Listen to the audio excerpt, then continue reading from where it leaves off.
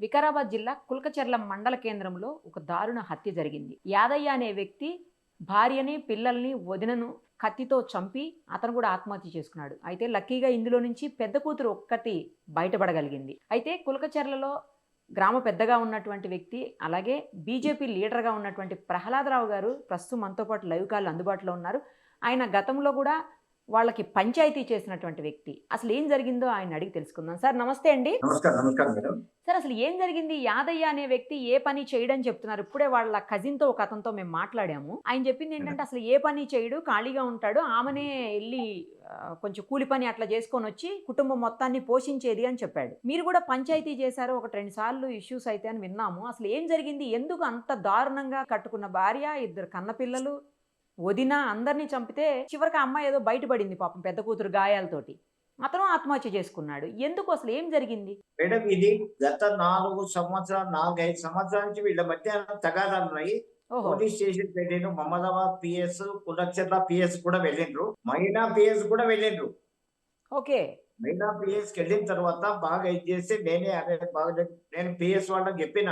హ్మ్. అయ్యా వీనికి కొంత పనిష్మెంట్ చేసి కౌన్సిలింగ్ చేస్తేనే వాడు కరెక్ట్ అవుతాడు. లేకుంటే లేదు ఇబ్బంది అవుతాయని కూడా చెప్పిన మేడం. అయిన తర్వాత మొన్న అనుకోకుండా సదర్ ఉత్సవాలకు మేమందరం కూడా వెళ్తున్నాం.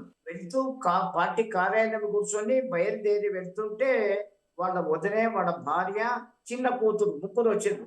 ఆ! ఏమమ్మా ఇంత 8:30కి వచ్చిండ్రు. ఏమి ఇంత లేట్‌గా వచ్చిండ్రు ఏమైందమ్మా అని అన్నా. హ్మ్. ఆ!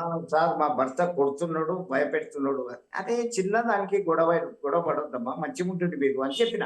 ఆ! చెప్పిన తర్వాత మళ్ళీ నెక్స్ట్ డే మార్నింగ్ రమ్మన్నా. ఓకే. వాడికి కూడా వాడిని పిలిపియమంటే వాడిని పిలిపించిన. వాడు ఫోన్ చేస్తే వచ్చిండు. హ్మ్. వాడు వచ్చిన తర్వాత కూడా నేను చెప్పిన, "అరే ఏందిరా ఇట్లయితే ఎట్లయితది? హ్మ్. ఇబ్బంది మంచిది కాదు. మీరంతా కలిసిమెలిసి ఉండాలే. మీరు హ్మ్. ఇట్లా గొడవ పడితే ప్రతిసారి గొడవ పడితే పిల్లల భవిష్యత్తు పాడైపోతది కదా!" ఆ! కష్టం అది బాగలేకుంటది. పెద్ద పిల్లలున్నరు. ఇంకొక 4, 5 సంవత్సరాలయితే పెద్ద పాప పెళ్ళికొస్తది. హ్మ్. ఇది మంచిది గాదు. మీరు మంచిగుండండి అని చెప్పి పంపించిన మేడం. పంపించి వాళ్ళకి చాయ్ తాగి పంపించి నేను సదర్ ఉత్సవాలకు వెళ్ళిన. ఓకే. వచ్చిన తర్వాత కూడా మళ్ళీ కాల్ చేసిన వాడికి. "అరే భోంచేసిండ్రా" అంటే "చేసినామయ్యా, చేసినాము." అరే పాపం ఆమె అతిథి అయ్యి వచ్చింది. కనీసం ఆమెకేమన్నా మర్యాద చేసిందా అంటే, "బుజ్జి ఏమన్నా తెచ్చిండ్రా" అని అడిగాడు వాడు. అడిగి భోంచేసినామన్నారు. "అరే పడుకో మంచిగుంటుండే" అని కూడా చెప్పిన. "రేపు ఉదయం రాండి" అని కూడా చెప్పిన. ఆహా! చెప్పిన తర్వాత వాడు రాత్రికెళ్ళిన తర్వాత నాకు రాత్రి మా డ్రైవర్ అక్కడే దగ్గరుంటాడు. హ్మ్. కేశవ్ అని. హ్మ్.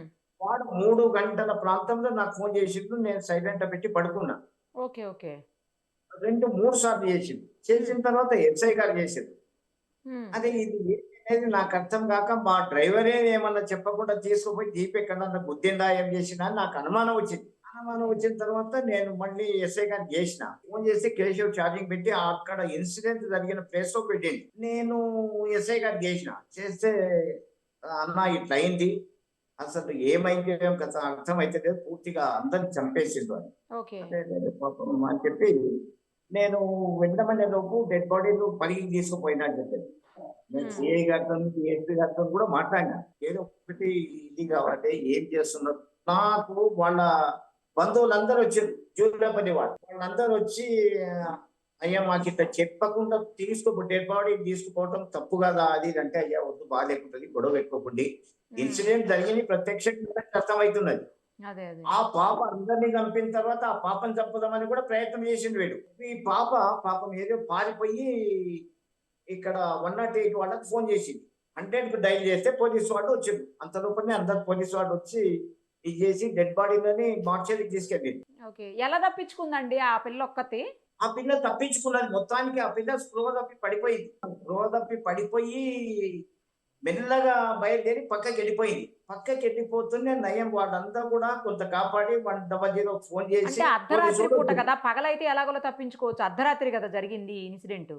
ఆ గోడ కాంపౌండ్ వాల్ దిగిపోయింది. నాకు అనుమానం ఏమొస్తుంది వీడు ఇట్లా చేస్తుందంటే, హ్మ్. వీనికి ముందు నుంచి కూడా ఆలోచన ఉన్నది. ఓహ్! మళ్ళా వీడు వాళ్ళందరిని చంపి పారిపోదామని ఆలోచన చేసిండా, ఏం చేసిండో గానీ లగేజ్ అయితే రెడీగా ఉన్నదట. మళ్ళీ తనని తాను కూడా ఆత్మహత్య చేసేసుకున్నాడుగా మళ్ళీ మరి. వాడు భయానికి ఆత్మహత్య చేసుకున్నాడా, ఏం చేసుకున్నాడు కానీ వాడు కూడా ఆత్మహత్య సూసైడ్ అదే. ఆ! చేసుకున్నాడు. అదే. హంగింగ్. అదే. ఏం చేస్తాడండి అసలు ఏం చేయడంటున్నారు నిజమేనా? వాడు అతని వాస్తవంగా కూడా ఒక్క దగ్గర నిలకడగా ఎక్కడ కూడా పనిచేయడు. నిలకడగా ఎక్కడ కూడా పాపం భార్య ఏదో వాస్తవంగా చెప్పాలంటే భార్య కూడా వీక్, ఫిజికల్ గా ఆమె చాలా వీక్.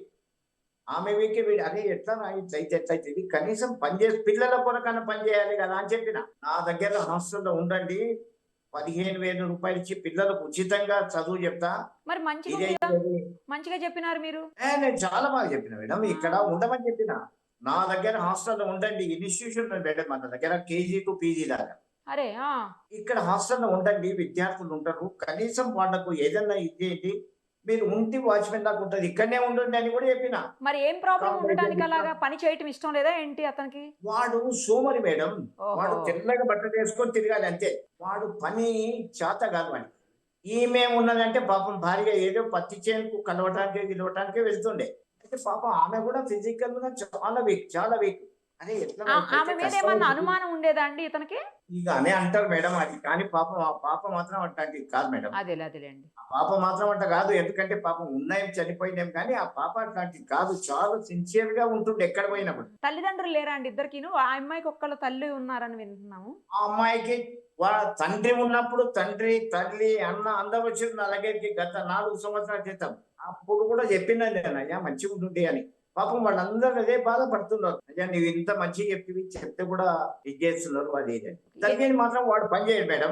వాడు అదేలేండి. వాస్తవంగా కూడా చాలా సోమరి, చాలా అంటే చాలా సోమరి. వానికి పని చేత కాదు, బట్టలు వేసుకొని చిన్నగా బండి పైకి కావాలి లేకపోతే ఇంకేమో కావాలి అని ఆలోచిస్తాడు, కానీ నేను ఎట్లా నా పిల్లల భవిష్యత్తు ఎట్లా అనేది వానికి ఆలోచన లేదు. ఇప్పుడు ఆ పాపని తర్వాత మీరు మాట్లాడారండి అమ్మాయితోటి, కూతురుతో, పెద్ద కూతురుతో? నేను మాట్లాడలేదు మేడం. ఆమెను మా పాపను హాస్పిటల్ తీసుకెళ్ళాను మామూలు. అవును. వాళ్ళ పేరెంట్స్, వాళ్ళ తల్లి, మిగతా వాళ్ళందరూ వచ్చి పాపం ఏడ్చారు. నెక్స్ట్ డే మార్నింగే నా దగ్గరికి వచ్చారు.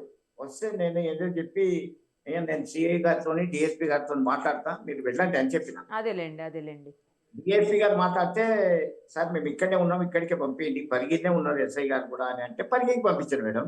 ఓకే. వాస్తవంగా వాడు మాత్రం సోమరి మేడం, పని చేత కాని వాడు. ప్రహ్లాదరావు గారు, ఎలాగో మీకు ఇన్స్టిట్యూషన్స్ ఉన్నాయి, వీలైతే ఆ పాపకి ఫ్రీగా ఎడ్యుకేషన్, ఆ పాప భవిష్యత్తు గురించి ఒక్కసారి ఆలోచన పెట్టండి, దృష్టి సారించండి అటువైపు. తప్పకుండా ఆ పాప ఇక్కడ ఉంటే 100% వాళ్ళ అమ్మమ్మ కూడా అన్నది, అయ్యా అమ్మ భూమి తెచ్చిపెట్టు, ఆమెను భవిష్యత్తు బాగుండాలని చదివిపించే ప్రయత్నం చేస్తా, నేను ఉచితంగా చదివిస్తా అని చెప్పిన. మీకు హాస్టల్ ఉందా అండి స్కూల్లో, కాలేజీలో?